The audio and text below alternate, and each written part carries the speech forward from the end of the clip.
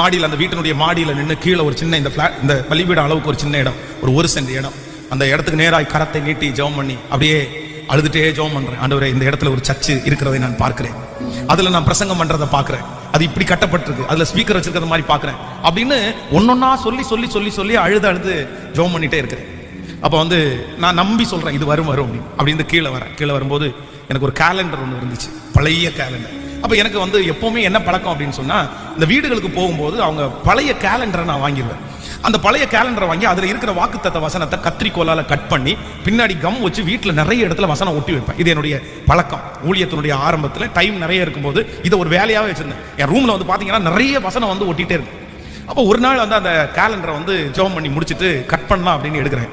திறந்து பார்த்தா அதுல ஒரு வசனம் இருக்குது, நான் நம்புகிறது அவராலே வரும். ஆனா அந்த வசனத்துல போட்டிருந்தாங்க பாருங்க, ஒரு படம் ஒண்ணு போட்டிருந்தாங்க. என்ன அப்படின்னா, ஒரு குருவி அப்படியே வாயை திறந்துட்டு அப்படியே இருக்குது. அப்போ ஒரு தாய் குருவி தன்னுடைய வாயில ஒரு புழு ஒண்ணு வச்சிருக்குது. அந்த புழுவை அந்த குருவிக்கு கொடுக்கறதுக்காக வருது. இந்த மாதிரி ஒரு பிக்சர். அதுல நான் நம்புகிறது அவராலே வரும். என்னோட அந்த பிக்சரும் அந்த வசனமும் பயங்கரமா பேசிருச்சு. அப்ப நான் அழுறேன், ஆண்டவரே, நான் நம்புறது வரும். இது சாட்டர்டே, சனிக்கிழமை நடக்குது. ஞாயிற்றுக்கிழமை காலையில ஆராதனை. அந்த ஆராதனை நடக்கும்போது பாத்தீங்க அப்படின்னு சொன்னா, ஜோம் அம்மா ஒரு ஃபேமிலியை கூட்டிட்டு வராங்க. பார்த்தாலே ஒரு 4 பேர் வந்தாங்க.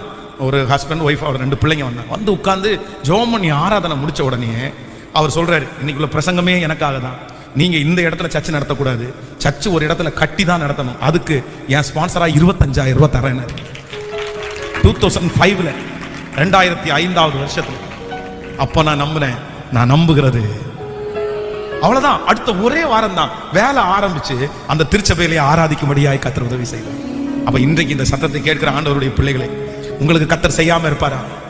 நமக்கு கர்த்தர் செய்யாம இருப்பாரா? நீங்கள் நம்புகிறது அவராலே வரும். இன்றைக்கு இருக்கிற சூழ்நிலையை பார்க்க வேண்டாம், சோர்ந்தும் போக வேண்டாம், மனசும் தளர வேண்டாம், ஜெபத்தையும் விடாதிருங்கள். நீங்கள் நம்புகிறது அவராலே, நீங்கள் விசுவாசிக்கிறது அவராலே, நீங்கள் ஜெபிக்கிறது அவராலே. அல்லேலூயா. சொல்லுங்க, கையை உயர்த்தி, உங்களாலே வரும். சொல்லுங்க, உங்களாலே வரும்.